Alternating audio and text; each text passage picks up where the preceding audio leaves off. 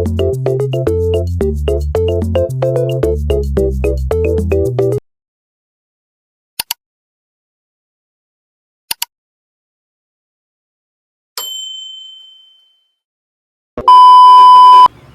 guys, good morning. So, for today's video, ang aga natin nagising and nakaligo na din ako guys. So, time check tayo is 5:06 pa lang po ng madaling araw. Kaya, medyo madilim pa din sa labas guys.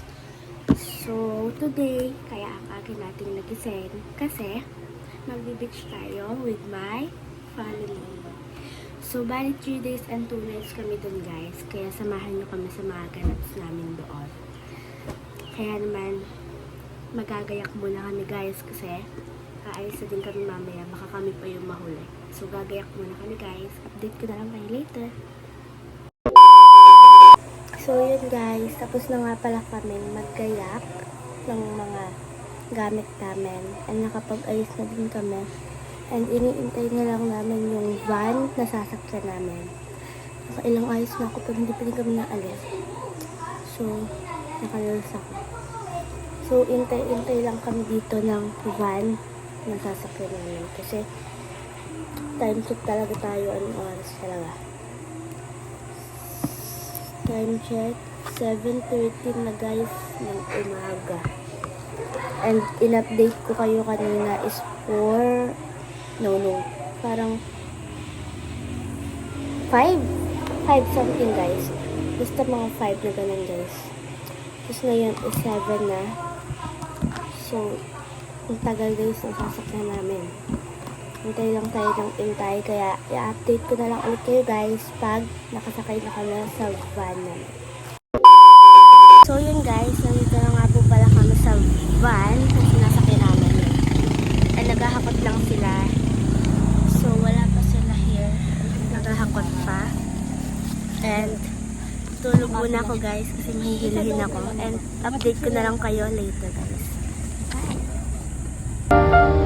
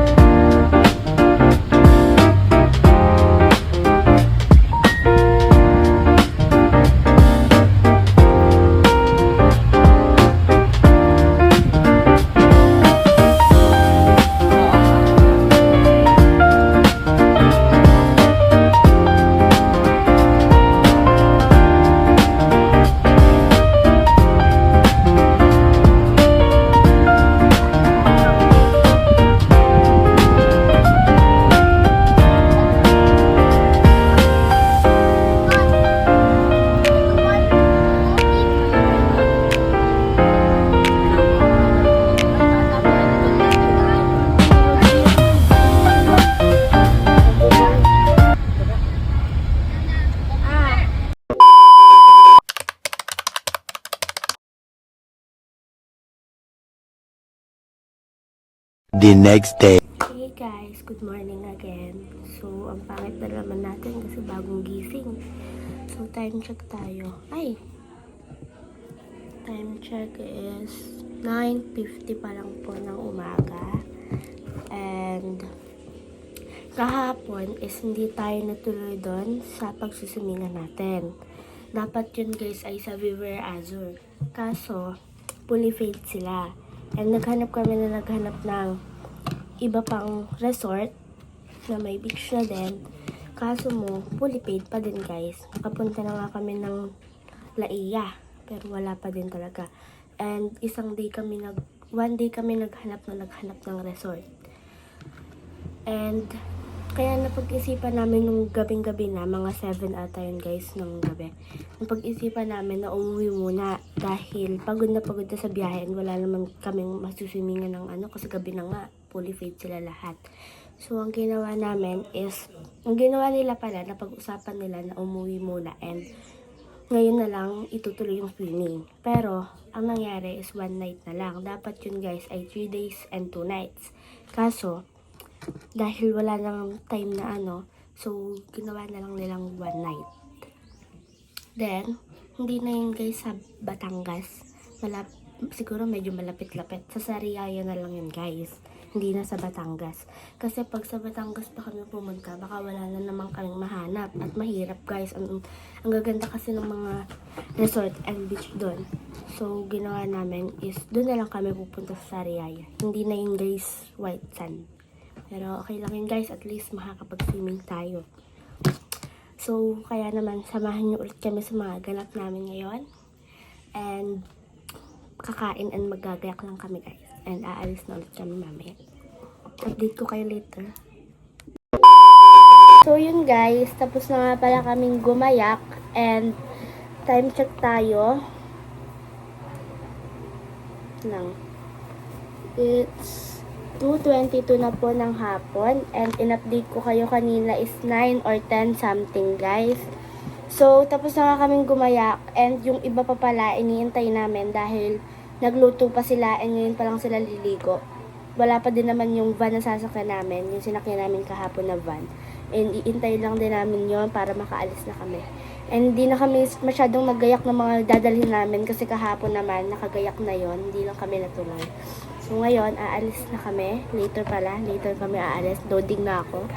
Later kami aalis. Intay lang namin yung mga nariligo at yung van na sasakyan.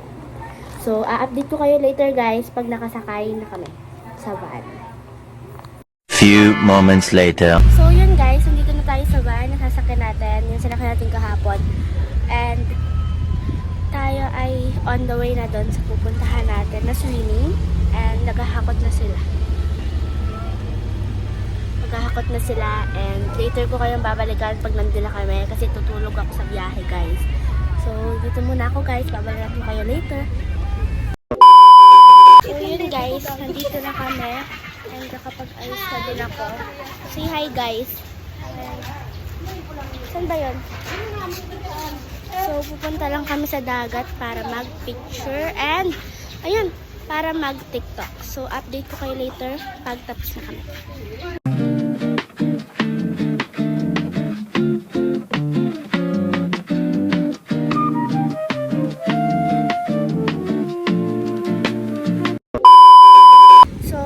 Tapos na nga pala tayong mag-picture and mag-tiktok. So, dito na tayo sa beach. And, say hi. Say hi to mga guys. So, nakapag-picture na tayo and nakapagbasa na din ako guys. Ang dumi ko na. Kasi ang ano dito. And tara doon, pupunta tayo doon.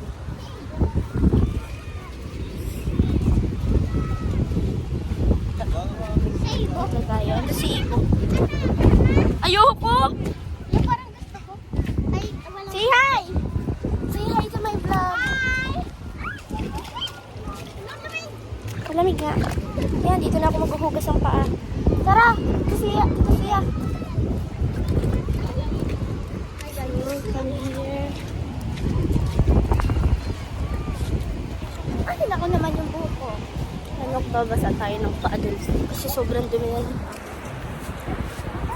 Diba? Babasa tayo ng paa. Walang stick, magsusulat ako. Sulatin ko pangalan ko. Yan, nakakapaghugas na ako ng paa.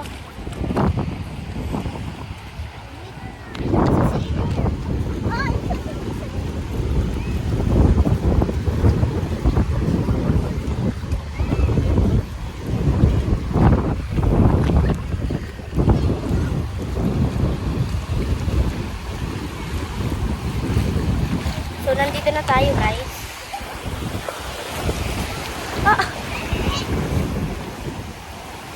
Nandito lang tayo, malakas ang alon. Baka madala cellphone ko. Ibo! Ibo! Hindi na ako makalakad eh. Ibo, say hi to my vlog. Say hi to my vlog. Hi. Hi, guys. Hi, guys. So, nakalakas ng alon. Ayoko na. Ay! Nalatalsip ako. Ang lakas ng alon.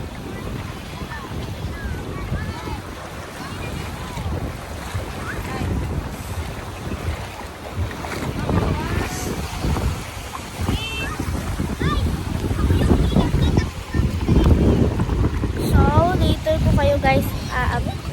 i-update ulit kasi baka mabasa yung cellphone ko and magsuswimming na ako dun sa swimming pool, guys. So, update ko kayo dun. Hey guys, so umaga na nga pala and hindi ko na kayo na-update kagabi kasi napagod na kami and nakatulog agad ako. Nakalimutan ko na guys yung vlog ko and nag-charge ako ng phone ko kasi lobat kada picture. So ang time check tayo ngayon is 1:16 na po and kakatapos ko lang din mag-swimming.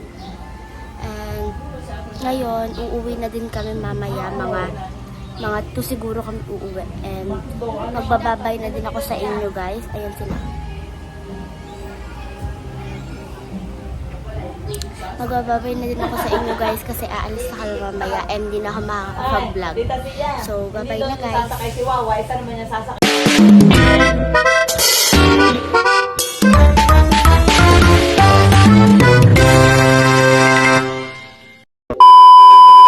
So guys, kung gusto nyo nga po pala ng ganitong kagandang beach and pool, dito na kayo mag-visit sa Villa del Prado.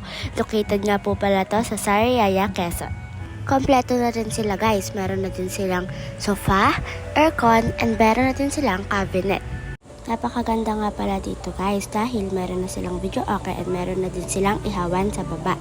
And guys, hindi nga lang po pala to basta-bastang pool and beach. Meron din silang playground doon sa baba. Kaya naman guys, visit na kayo dito sa Villa del Prado, located in Sariaya, Quezon.